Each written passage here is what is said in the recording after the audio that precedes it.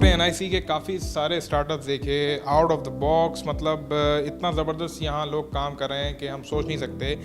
इस एनआईसी के जो करता धरता हैं, जो इस एनआईसी को लेके चल रहे हैं, जो यहाँ के मेंबर्स को मोटिवेट करते हैं, शाहजहां चौधरी साहब जो प्रोग्रामिंग डायरेक्टर एनआईसी कराची के हैं, वो हमारे साथ इस वक्त मौजूद हैं। मैं उनसे बात करूँगा, उनसे जानूँगा कि किस तरह उन्होंने ये सब स्टार्ट किया और कैसे यहाँ स्टूडेंट्स मज़ीद आते हैं। अस्सलाम वालेकुम सर। वालेकुम सलाम, क्या हाल है आपके? बस ठीक ठाक। सर बताइएगा कि एनआईसी जो है वो किस हद तक यहाँ के जो न्यू कमर्स हैं, जो आउट ऑफ द बॉक्स सोचते हैं, क्रिएटिव काम करने की थिंकिंग रखते हैं, तो कब से स्टार्ट हुआ? और मैं यहाँ के काफ़ी सारे मेंबर्स से मिला हूँ, उनकी चीज़ें, उनके प्रोडक्ट्स मैंने देखी तो बड़ा इंस्पायर हुआ हूँ। आपको कैसा लगता है और कैसा आपका ये कारवां चल रहा है? सो एनआईसी से बनता है नेशनल इंक्यूबेशन सेंटर। ये मिनिस्ट्री ऑफ आईटी के अंदर एक ऑर्गेनाइजेशन है, इग्नाइट, उनका प्रोजेक्ट है।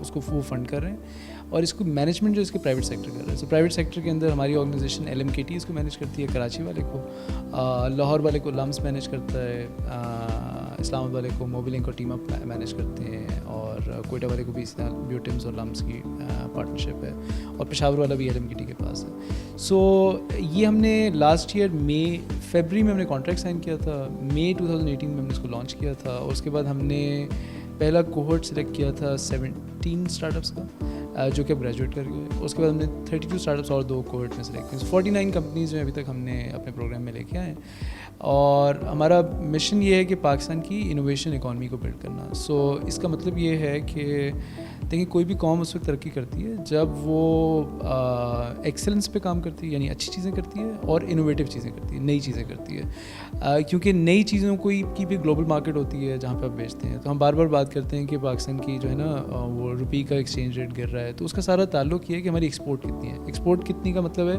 कि हमारी कितनी ऐसी चीज़ें हम बना रहे हैं जो हम दुनिया को, जिससे हम कंट्रीब्यूट कर सकते हैं, दुनिया के लिए दुनिया में बेच सकते हैं। सर मुझे बताएं कि काफ़ी सारे स्टूडेंट्स मुख्तलिफ हमारी यूनिवर्सिटीज़ में या हमारी इस सोसाइटी में रहते हैं, तो कोई पार्टिकुलर क्राइटेरिया है एनआईसी में आने के लिए? कोई अगर कुछ डिफरेंट थिंकिंग उसने की है, कोई बिजनेस के हवाले से कोई भी अपनी प्रोडक्ट लॉन्च करना चाह रहा है, तो उसकी कोई पार्टिकुलर क्राइटेरिया? देखिए, हम लोग बेसिकली एंटरप्रेन्योर के साथ काम करते हैं, स्टूडेंट्स के साथ काम नहीं करते। सो स्टूडेंट्स इज नॉट, अब वो स्टूडेंट एंटरप्रेन्योर हो सकता है, लेकिन हम एंटरप्रेन्योर्स के साथ काम करते हैं।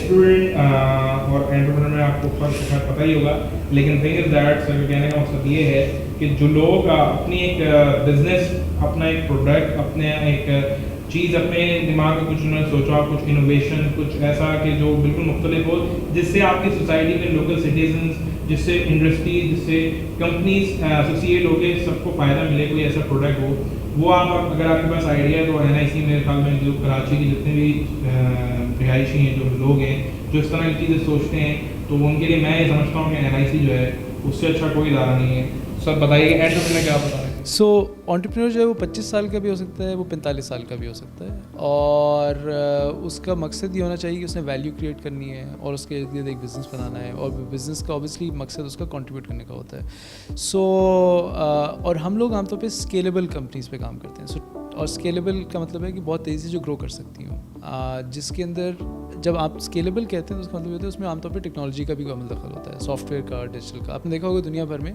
जो पिछले 25 साल में बड़ी कंपनीज बनी हैं, जो 1 ट्रिलियन डॉलर्स को भी टच किया है, जिनकी वैल्यूएशन है, वो सारी की सारी टेक्नोलॉजी के सेक्टर में बनी है। इस वक्त दुनिया की जो 5 बड़ी कंपनीज, वो सारी की सारी टेक्नोलॉजी की स्पेस में है।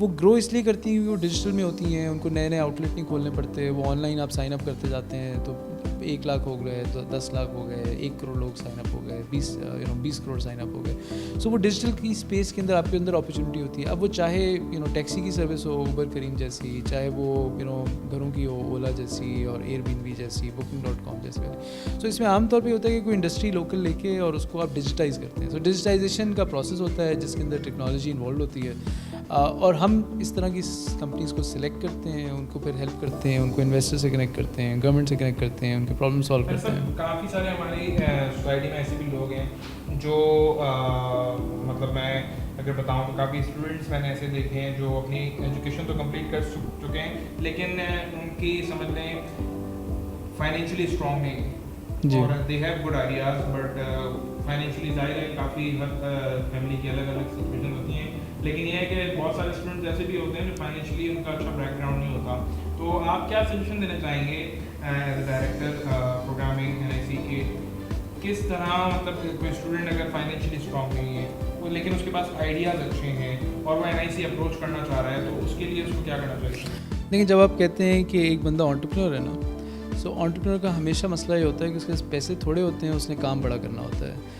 अब वो बंदा चाहे फाइनेंशियली उसका फैमिली बैकग्राउंड स्ट्रॉन्ग है या वीक है, वो एक सेपरेट इशू है, लेकिन एक एंटरप्रेन्योर हमेशा ये होता है कि उसके रिसोर्सेज कम होते हैं, उसको रिसोर्सेज जमा करने होते हैं और उनको यूज़ करना होता है, और उसके रास्ते में बहुत सारे लोग उसकी मदद करते हैं। उन सब लोगों में जो उसकी मदद करते हैं, कोई 60% जो है उसकी अल्लाह मदद करता है। लक का एक एलिमेंट होता है, और लेकिन वो लक उसी वक्त काम करती है जब आप जो है ना वल्नरेबल होने के लिए तैयार हो, जब आप रिस्क लेने के लिए तैयार हो, जब आप जो है ना गिरने के लिए तैयार हो। अगर आप गिरने के लिए तैयार नहीं होंगे तो आपके ऊपर जाने का भी चांस कम है। सो ये ट्रू है कि आमतौर पे जिनकी फैमिलीज़ की तरफ से प्रेशर ज़्यादा होता है तो उनके लिए वो रिस्क लेना और ज़्यादा मुश्किल हो जाता है। जिनकी फैमिलीज़ की तरफ से प्रेशर कम होता है तो वो थोड़ा सा उनके लिए आसान हो जाता है। लेकिन रिसोर्सेज का वेट, अगर आप एक ट्रू एंटरप्रेन्योर हैं तो रिसोर्सेज का वेट करना तो उसका पार्ट ही नहीं है। आपका काम ही ये है कि आपने रिसोर्सेज वो जो आपके पास नहीं है, मिसाल के तौर पे एक कंपनी जो करीम की हम एग्जांपल देते हैं, तो अगर वो $5 मिलियन की वैल्यूएशन थी और वो उसमें $1 मिलियन की इन्वेस्टमेंट हुई, तो आज वो $3 बिलियन की बिकी है। तो इसके बीच में जो जर्नी है वो 5, 7, 8 साल की है, लेकिन वो बहुत गैप बड़ा है।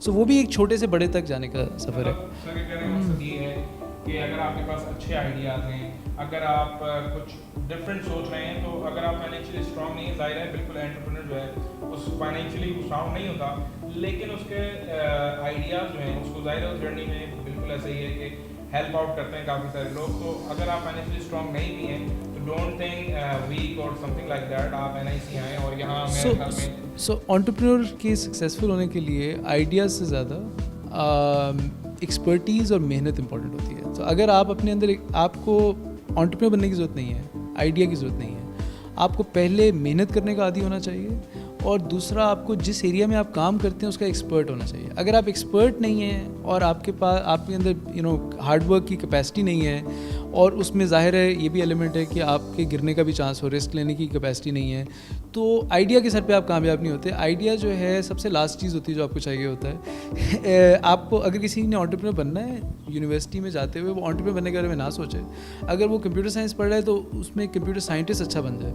अगर वो सिविल इंजीनियर बना है तो अच्छा सिविल इंजीनियर बन जाए, क्योंकि जो वो अच्छा नहीं होगा अपनी फील्ड के अंदर, वो दुनिया के अंदर कंट्रीब्यूट नहीं कर सकते। तो मेरी सबको एडवाइस ये है कि एंटरप्रेन्योर बनने के बारे में ना सोचें। अगर आप एंटरप्रेन्योर बनना चाहते हैं, आप जो बन रहे हैं वो अच्छा बन के दिखाएं और उसके अंदर अपॉर्चुनिटीज़ क्रिएट। कोई काम है, एक काम करें, काफ़ी सारे नहीं करें, लेकिन ढंग से करें, मेहनत से करें, प्रॉपर तरीके से करें, ताकि जो है आप उसी काम के एक्सपर्ट बने और वही काम और वही चीज़ आपकी आइडेंटिटी बने। Thank you so much sir, आपने हमें टाइम दिया।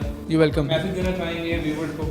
नहीं, मैं बस सबको यही मैसेज दूंगा कि पाकिस्तान की इकॉनमी इस वक्त एक चैलेंजिंग टाइम से गुजर रही है, और हम सबको ये सोचना चाहिए कि हम अपने अमल के अंदर वो क्या अपने किरदार में वो क्या एलिमेंट्स ला सकते हैं, और उसके अंदर जो मेन एलिमेंट है वो कमिटमेंट का है कि हम किसी टाइम का वादा करें, उस टाइम पे पहुँचें। किसी से टाइम पे अगर आपने बिज़नेस भी करना है तो आपने डिलीवरी का एक टाइम देते हैं, उस पर डिलीवर करें। आपने किसी को ईमेल का रिस्पॉन्ड करना है तो वो करें। सो हम अपने ऊपर अगर फोकस करें बजाय इसके कि दुनिया के मसाइल को हल करने के, तो और अपनी एफर्ट ये करें कि मैं जो है और बेहतर कैसे हो सकता हूँ।